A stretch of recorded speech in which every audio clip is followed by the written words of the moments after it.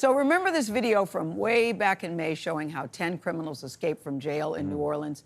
Now the sheriff in charge is speaking out. It's an exclusive interview with CBS News. Orleans Parish Sheriff, her name is Susan Hutson, spoke to Katie Weiss and gave her a tour of the jail. Now she says it's understaffed and was also built so badly that the inmates took advantage with some inside help.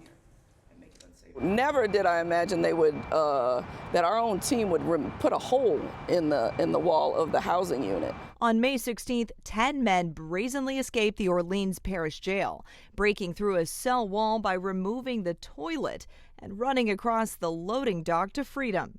They came out of this door here, ran this way, and it looks pretty easy from the video, but you can see it's a good 4 to 5 feet down. When you arrived to this facility on May 16th and discovered that 10 inmates had escaped, what was going through your mind? Yeah, I've got to say it was a shock, to say the least.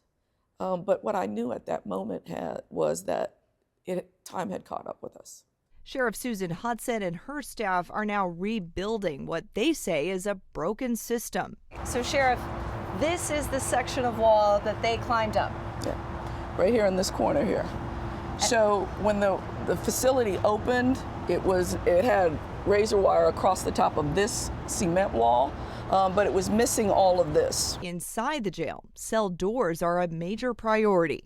And remember how at the time of the escape, even some locks were working? Well, the sheriff is installing a brand new lock system. They've already installed 60 of these, but they still have 360 more to go to make it secure. Sheriff Hutson says several years of neglect and inadequate funding add to the problems. She says the jail is currently at 60% staffing levels. One employee has already been arrested for allegedly assisting in the escape. Even with the design flaws in this jail, there was no way to get out of it without help.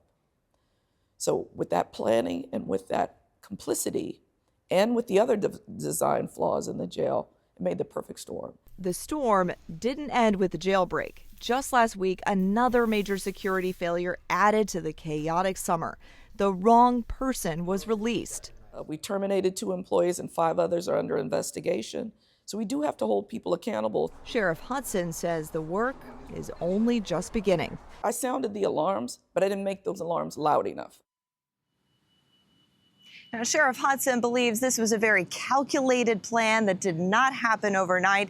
She believes political motivations may have even been involved as she gets set to run for re-election. Now, we'll remind you all this as still one of the 10 inmates who escaped in May is on the run.